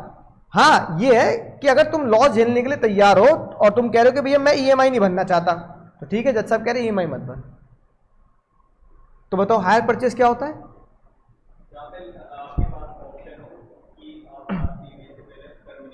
हाँ, लास्ट ईएमआई से पहले टर्मिनेट कर, है ना? अब देखो ये लिखी है बात, सेल और हायर परचेज, यानी कि जो कार लिए मैंने, क्या डिफरेंस है? आसान, बायर ओनर होता है, बायर कौन होता है? तो याद रखना, तब तो तुम बेली हो, बायर के पास कोई राइट है कॉन्ट्रैक्ट कैंसिल करने का? अरे तो सेल होगी, अब तो घर चला के आपका कॉन्ट्रैक्ट करेगा। यहाँ पे क्या है? अब सबसे खतरनाक बात, क्या सेल में पोजीशन घर जा सकती है? पोजीशन का मतलब होता है मालिक नहीं, हाँ, यानी कि एक तरीके से गुड्स को अपने पास रखना, यूज। ऐसा नहीं है, क्यों? मैंने सामान खरीद लिया, तुम्हें पैसे दे दिए, शराब चल रहे थे, तो मम्मी बोलती होंगी शराब चल रहे हैं, नया सामान नहीं लाना। मम्मी बुक तो करने दो, सेल चल रही है, फिर सेल खत्म हो जाएगी, है ना? और नालायक कितने निकम्मे होते हैं, सेल भी कब रखते हैं? शराब में। उन्हें पता सामान बिकना नहीं है, तो बेचे कैसे? तो वो तुम्हें हमेशा एक ऑप्शन देंगे, जब भी शराब में सामान खरीदने जाओगे ना, हमेशा ऑप्शन देंगे, भैया बुक आज कर लो, डिलीवरी नवरात्रों में ले लेना, भैया बुक श्राद्धों में कर लो, फिर ऑफर श्राद्धों में क्या हो जाएगा? खत्म हो जाएगा। डिलीवरी क्या लेना? नवरात्रों में लेना। तो मैंने ओनरशिप तो अपने हाथों में ले ली सामान खरीद के, पर मैंने कहा भाई डिलीवरी श्राद्ध में लूंगा, डिलीवरी कब लूंगा? तो ये वही तो बात है, पोजीशन मैंने नहीं ली, ओनरशिप ले ली, लेकिन क्या नहीं ली? सामान मेरा, लेकिन पोजीशन दुकानदार के पास है। समझ रहे हो बात को? बोलो भाई, ठीक है। हायर परचेज में कब जाती है? हायर परचेज में पोजीशन इमीडिएटली चली जाती है। कार तो लोगे भाई, ये थोड़े कार भी बैंक की और लोन भी मैं पे करता रहूंगा। तुम कहोगे पहले कार तो आने तभी तो लोन चलाएगा। क्या तुम बैंक की कार को बेच सकते हो? अपने सामान को बेच सकते हो? ये लिखी बात। जीएसटी में अब जीएसटी एक्ट के हिसाब से रूल अदल बदल हो जाते हैं, तो सेल्स ऑफ गुड एक्ट में इस वाले प्रोविजन को लेना देना नहीं है। तो जीएसटी एक्ट कहता है आपके पास दो ऑप्शन है भैया, ओ भाई दो ऑप्शन है। देखो सेल पे तो जीएसटी बिल पे लगी जाती है, बोल समझ रहे हो भाई? हायर परचेज में कहता है कि तुम्हारे पास दो ऑप्शन है, एक तो ये कि सारा जीएसटी जब पे कर देना जब आखिरी इंस्टॉलमेंट दो, तो लोगों को फिर ज्यादा लगेगा, या फिर एवरी ईएमआई में क्या कर दो, ऐड ऑन करते जाओ। अब ये दोनों ऑप्शन चलते हैं, है ना भाई। मैंने 10 लाख की गाड़ी ली, उस पर 2 लाख का जीएसटी था, मान लो कितने की पड़ेगी, 12 की। तो अब तो या तो 12 डिवाइड बाय 60 महीने की किस्त बना लो, तो जीएसटी भी तो इसमें बट गया, है ना। या फिर तुम कहते हो जीएसटी ले लियो 5 साल के बाद। तो आजकल प्रैक्टिकल लाइफ में कोई जीएसटी को इतनी दूर तक टालता नहीं है भैया, तो इसी के साथ किस्त बनवा दे। तो हायर परचेज में हर ईएमआई पे जीएसटी क्या हो जाता है भाई, मोबाइल लिया होगा जीएसटी है ना उसमें, तो मोबाइल की ईएमआई में जीएसटी इंक्लूड है कि नहीं होती है। तो अब ये लॉ बदल चुका है, ये पुराना लॉ लिखा है, ठीक है, बात समझ आ गई। अगला, जिस घर में तुम रह रहे हो वो पापा ने बनवाया है या खरीदा है? पहले जैसे घर बनवाते हैं तो पापा बनवाने का मतलब क्या, पापा खुद ईंट पे ईंट लगाते थे? ओ भैया मम्मी चिनाई कर रही है, तुम पानी डाल रहे हो, पापा सीमेंट घोल रहे हैं, ऐसे करते थे? नहीं ना।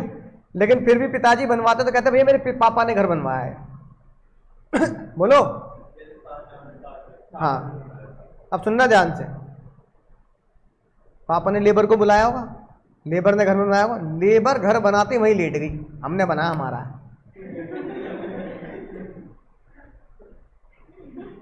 पापा ने चप्पल निकाली, चप्पल कहाँ है मेरी, निकाली जरा। फिर वो कह रहे अच्छा भैया एक काम करो, चलो रहने दो, हमें घर में छत दे दो, हमें हम छत पे सो लेंगे। तो लेबर छत तो हमने बनाई, लेंटर नहीं डाला, लड्डू बेटे लेंटर डालेगा, कम से कम लेंटर की इतनी इज्जत तो कर लो, लेंटर के ऊपर का पोर्शन हमें दे दो, उनका हो जाएगा। तो जज ने बोला भाई जिसने बनाया उसका नहीं होता, इसको बोलते हैं वर्क एंड लेबर कॉन्ट्रैक्ट। क्या बोलते हैं? और वर्क एंड लेबर कॉन्ट्रैक्ट में लेबर चार्ज दिया जाता है। तो सेल में ओनरशिप जाती है नहीं जाती है, लेकिन लेबर कॉन्ट्रैक्ट में ओनरशिप, अरे घर तो तुम्हारा है, लेबर का थोड़ी हो जाएगा, समझ गए बात? हाँ, ऐसी भैया मान लो अंगूठी बनवाई सोने की, सुनार कह रहा मैंने बनाई मेरी हो गई। अबे तो वो तो मेकिंग चार्जेस नहीं ले रहा, तो फिर तेरी कैसे होगी? समझ गई ना बात? सेल और बेलमेंट, स्कूटी खरीद ली तो ओनरशिप तुम्हारे पास आ गई। स्कूटी खरीदी नहीं है तुमने, स्कूटी को किराए पे दे दिया दोस्त को यूज करने के लिए, तो क्या दिया है? ओनली, तुमने उसे ओनरशिप नहीं दे दी। तुमने अपना कैलकुलेटर दोस्त को दे दिया, दोस्त को कैलकुलेटर की ओनरशिप नहीं दी, क्या दिया है? पोजेशन दिया है। पोजेशन का मतलब होता है रखने का और इस्तेमाल करने का। तेरे को क्या दे रहा हूं मैं? राइट दे रहा हूं। सेल में गुड्स दुकानदार को लौटाना है क्या? बोलो, क्यों लौटाओगे दुकानदार को? पैसे दिया है भाई। बेलमेंट में गुड्स जो स्कूटी है वो दोस्त को लौटाने वापस, मस्ट रिटर्न, मस्ट। सेल में क्या होती है? कंसिडरेशन होता है नहीं होता? और बेलमेंट में मे बी और not may be. Free bailment भी होती है और पैसे की बेलमेंट भी होती है। तो 2000 में तो फ्री बेलमेंट चलती है, पैसे कौन मांगता है किसी कैलकुलेटर यूज करने का? सीए के एग्जाम में कोई भूल जाना, पैसे ले लेना उससे। क्या हुआ भाई? भाई कैलकुलेटर लाना भूल गया भाई, अकाउंट्स के पेपर फेल हो जाऊंगा भाई, कैलकुलेटर लाना भूल गया। तेरे पास 2 है? हाँ मैं 2 रखता हूँ, एक दिन बंद हो गया तो भाई 1 दे दे भाई, 500 रुपये लगेंगे। बोल, जितना कैलकुलेटर उतने का बेलमेंट कर देना। तो जज कह रहे कोई बुराई नहीं है इसमें। जज कह रहा है इसमें कोई बुराई नहीं है। कई बच्चे होते 2 ले जाते हैं, ले जाते तुम 2, है ना? कई बच्चे 2 ले जाते हैं, कोई बुराई वाली बात थोड़ी, मोबाइल तो ले जाने नहीं देंगे भाई। तो कई लोग 2 कैलकुलेटर ले जाते हैं कि भाई बाई चांस भैया बंद होगा, सच में तो चलते हुए बंद होगा, सेल वहीं वीक होने थे इसके, तो दूसरा तो होना चाहिए ना बैकअप में। तो भैया बेलमेंट में तुम पैसे चाहो मांग सकते, जज कह रहा भाई मांग लो, हमें कोई दिक्कत नहीं, तुम अपनी चीज दे रहे हो रेंट पे, पैसे मांग लो, ठीक है ना? तो फ्री भी हो सकता है और पैसे भी हो सकते हैं। अगली बात भाई जो बेकार की बात है, मैंने कहा आज सामान दूंगा कल पैसे लूंगा, सोगा में कवर है? बोलो कवर है कि नहीं है? मैंने कहा आज सामान आज पैसे, सोगा में कवर है? मैंने कहा पहले पैसे फिर सामान, सोगा में कवर है? मैंने कहा सामान आज पैसे इंस्टॉलमेंट में, सोगा में कवर है? मैंने कहा समान इंस्टॉलमेंट में सारा एडवांस 100 में कवर है, इसके अलावा और कोई खोपड़ी में बन रहा है, और कोई बन रहा है, बन भी रहा हो, सब 100 में कवर है। जजने का यही होगा, यही होगा, ये होगा, ये होगा, ऐसी कोई भी चीज होगी, ये होगा, सारे के सारे किसमें कवर है, कोई भी कॉम्बिनेशन बना लो सब 100 में कवर है ना। आज पैसा कल उधार, आज नगद कल उधार, कल ही उधार कल ही पैसा कल ही गुड्स, कुछ भी कर लो तो कोई दिक्कत नहीं है भाई, सारी चीजें किसमें कवर है बाबू, 100 में कवर है।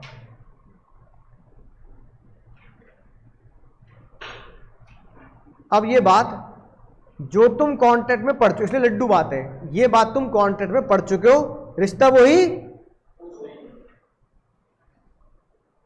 सुनना ध्यान से, एक कॉन्ट्रैक्ट वॉइड हो जाएगा अगर वो गुड्स हैं आपकी नजर के सामने है, जिगर के पास है, वो खराब हो गए कॉन्ट्रैक्ट बनने से पहले, और सेलर तो छोड़ो, सेलर बायर दोनों को यही नहीं पता कि वो गुड्स खराब हो गए, ये बात कॉन्ट्रैक्ट एक्ट में कहां पड़ी है।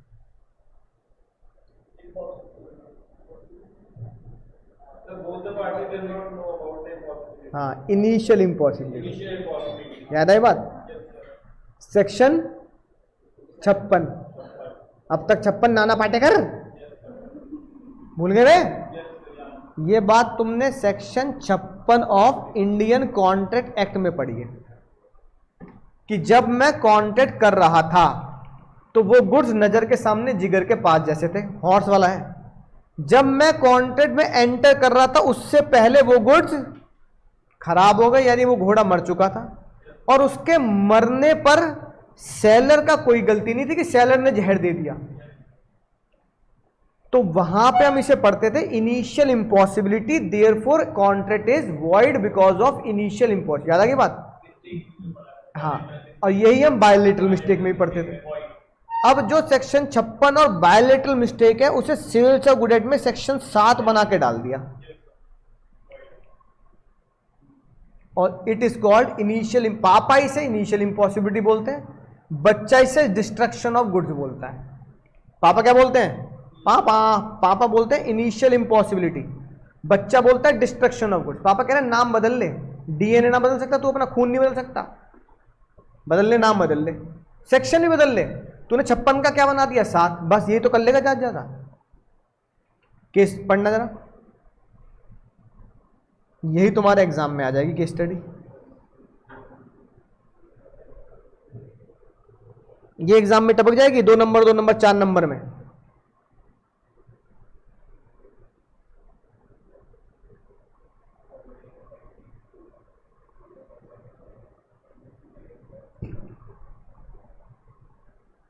दोनों में क्या होगा, रीजन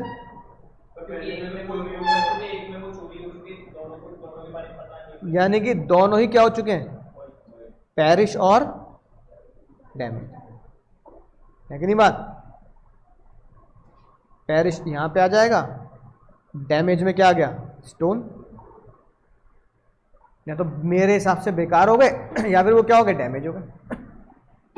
लिख दो क्या आंसर, ये बताओ ये कहां पड़ा था सेक्शन 8,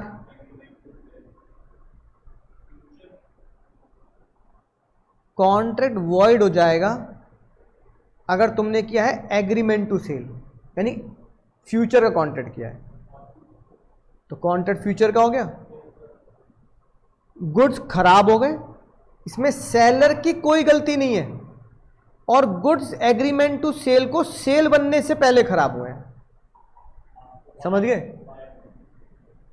निकम्मो बोलो, पापा क्या बोलते हैं, पापा ऐसे क्या बोलते हैं, अरे सुपरवीनिंग इम्पॉसिबिलिटी, नलायक, सुपरवीनिंग इम्पॉसिबिलिटी हुई नहीं, सेक्शन 56 पैरा 2, सेक्शन 56 पैरा 2 ये तो सुपरवीनिंग इम्पॉसिबिलिटी, पढ़ लो। सुपरवीनिंग इम्पॉसिबिलिटी में कौन सी, where both the buyer and seller does not know about the impossibility, यही तो होगा सुपरवीनिंग इम्पॉसिबिलिटी, जहां दोनों की गलती ना हो, है ना। हाँ, incapacity to perform, doctrine of frustration, याद आई बात, अंग्रेजों के हिसाब से। पेज नंबर,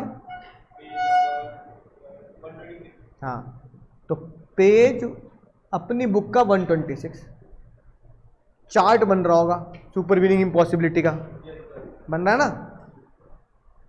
उसमें क्या है, उसमें तो कह रहा है सुपरवीनिंग इम्पॉसिबिलिटी से वॉइड होता है अगर गुड्स बिल्कुल सही हो, पहले ठीक थे, स्पेसिफिक थे, वो खराब हो गए, सेलर बायर किसी गलती नहीं है, और गुड्स सेल बनने से पहले खराब हुए, यानी कि कॉन्ट्रैक्ट कंक्लूड होने से पहले, तो सुपरवीनिंग इम्पॉसिबिलिटी है। याद आ गई बात, ये पहले एग्जाम्पल पढ़ लो, सेम सही है। वहां पे लिखा भुट्टे का एग्जाम्पल, भुट्टे का भी लिखा है, पेज नंबर 126 से भुट्टे का एग्जाम्पल भी लिखा है। फसल थी नीचे एग्जाम्पल्स में,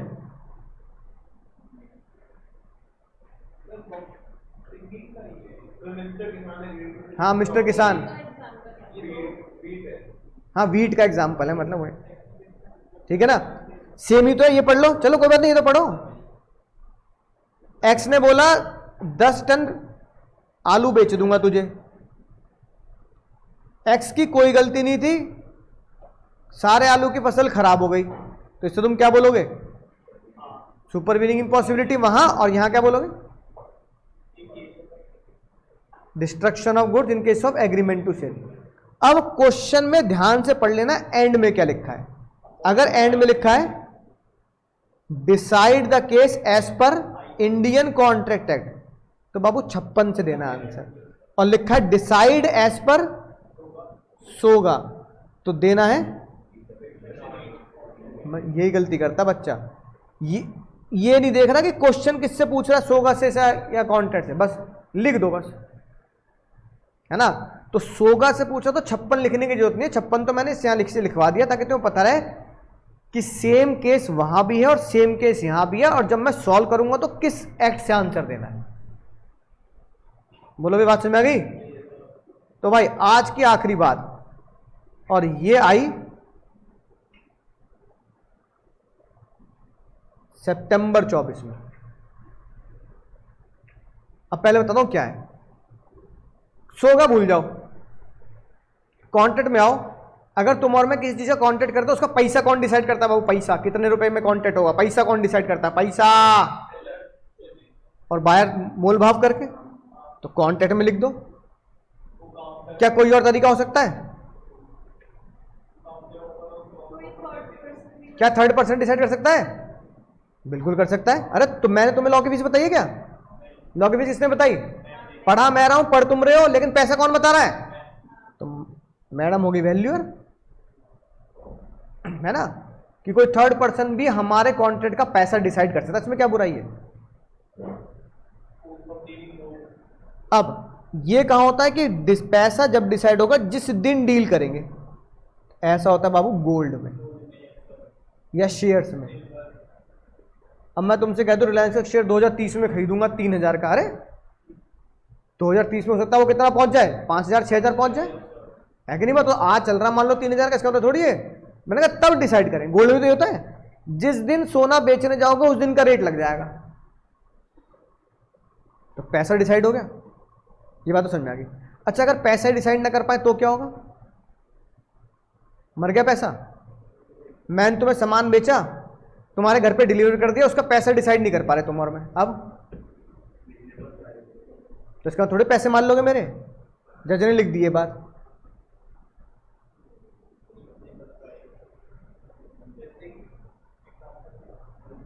भाई मैंने तुम्हें पढ़ाया है ना, मान लो गुड्स बेचा या पढ़ाया कॉन्ट्रैक्ट के हिसाब से, तुम और फी डिसाइड नहीं कर पा रहे, मैंने कहा रहे यार दे देना कुछ भी, इसमें कोई दिक्कत है, तुम अपने ही बालक हो, तुम तो बचपन से पढ़ रहे हो, दे देना कुछ भी, ना जानकारी में होता है। पड़ोसी का बच्चे कह रहे हैं सर आप पढ़ा दो, अब मैं पड़ोसी को क्या बोलूं, अंकल जी आपकी जो मर्जी हो बच्चे के दे देना, कोई दिक्कत वाली बात नहीं। तो कितने देंगे मुझे वो,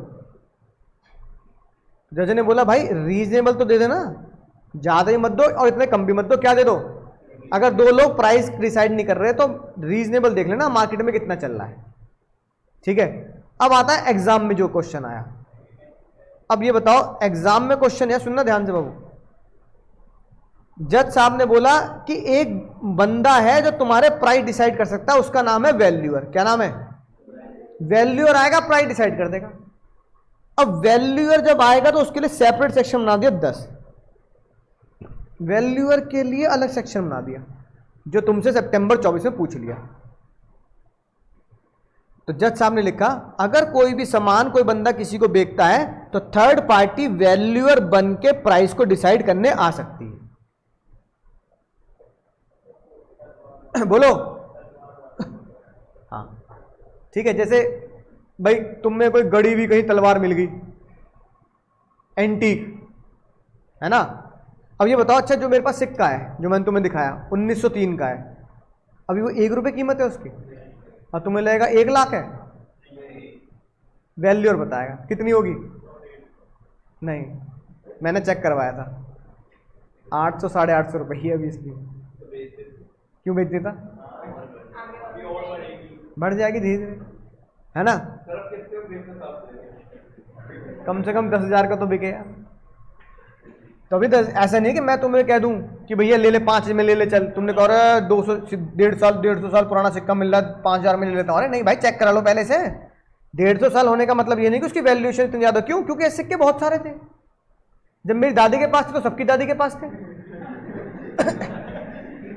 और हमारे देश में अगर 10 करोड़ दादियां हुई तो ये एक अगर एक दादी के पास 1 रुपए का 1 भी सिक्का होगा तो कम से कम 8-10 करोड़ तो सिक्के इंडिया में मौजूद है। तो स्केर्सिटी नहीं आ रही ना इकोनॉमिक्स के हिसाब से। जब ये मार्केट में ये प्रूफ हो जाए कि ये सिक्के बचे ही 10 हैं, तब ये कई लाख के बिकेंगे। Higher the scarcity higher the price, economics का रूल है। तो वही एंटीक पे भी चलता है ना, राइट।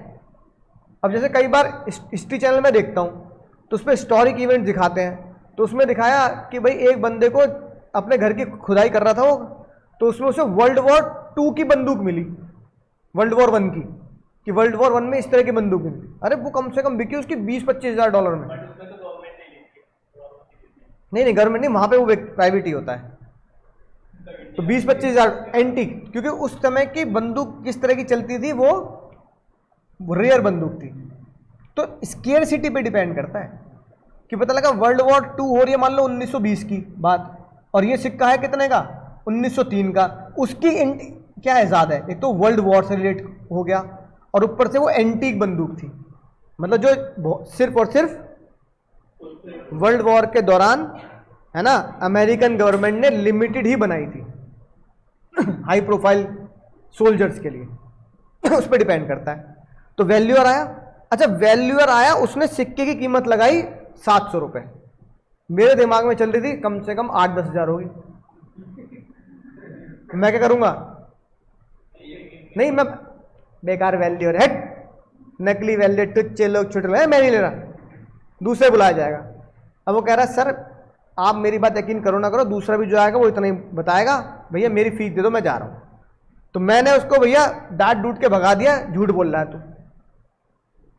अब ये बताओ गलती किसकी? और मैं तुम्हें बेच रहा हूं वो, तो तुम मेरे ऊपर केस कर सकते हो? नहीं कर सकते? कर सकते।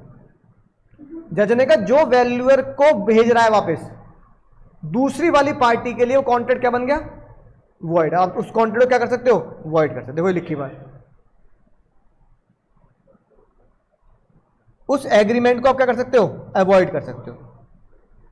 देखो हाँ, लेकिन अगर मैंने तुम्हें कोई सिक्के पहले डिलीवर कर दिए, उसका क्या दे देना? उसका रीजनेबल प्राइस है ना, रीजनेबल प्राइस उतना ही होगा, 8-10 हज़ार नहीं होगा, उतना ही होगा, 700-800 के आसपास। ठीक है ना, बात समझ में आ गई? अगर थर्ड पार्टी वैल्यूअर को वैल्यूएशन करने से रोका जा रहा है बायर और सेलर की गलती की वजह से, तो जिसकी गलती नहीं है वो सामने वाले से केस करके डैमेजेस, है ना। एग्जाम में अगर केस स्टडी बनेगी तो ऐसी बनेगी, बताना जरा। थ्योरी में आया था वैसे ही, केस स्टडी बनेगी तो ऐसी बनेगी जो मैंने तुम्हारे नोट्स में डाल रखी है। इधर देखो स्क्रीन पर, नोट्स मत देखो, स्क्रीन पे देखो। 3 सवाल है।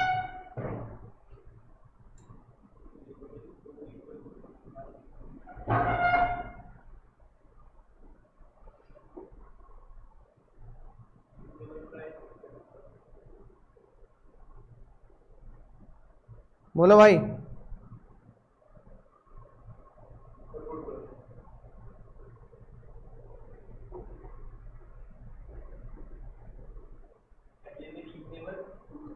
पहले में तो Z जो वैल्यू रहा है ना वही कह रहा है, मैं नहीं करूंगा तुम्हारी वैल्यूएशन।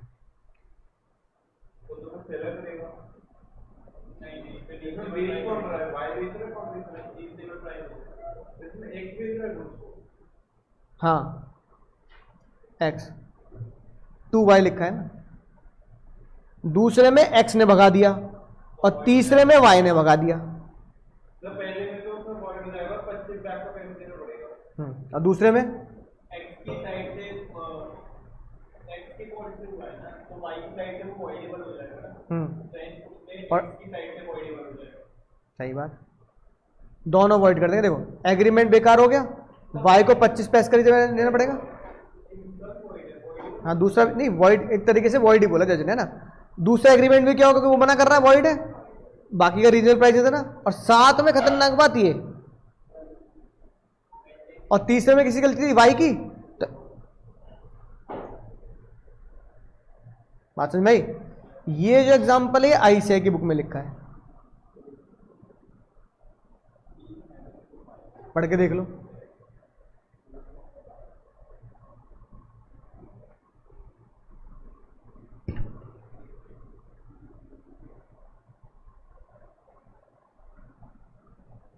तो ये क्वेश्चन आया था।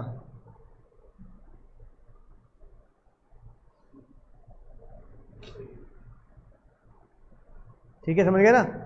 अगर वैल्यूअर खुद आके मना कर रहा है वॉइड, मैं मना कर रहा हूं वॉइड, मेरे ऊपर तुम केस करोगे, तुम मना कर रहे हो वॉइड, मैं तुम्हारे ऊपर केस कर। समझ गए सर। तो ये सोगा का बेसिक कॉन्सेप्ट था। ठीक है, मुद्दे की बात याद करने की क्या है बाबू लोग? गुड्स सेक्शन बोलना 27, टाइप्स ऑफ गुड्स सेक्शन 6 26 नहीं सिर्फ 6। हाँ, और सेल्स ऑफ गुड की सेल्स ऑफ गुड की डेफिनेशन सेक्शन 4 सबसेक्शन 1। 3 केस पढ़ना भाई, 3 केस पढ़ना। And company, Shelton versus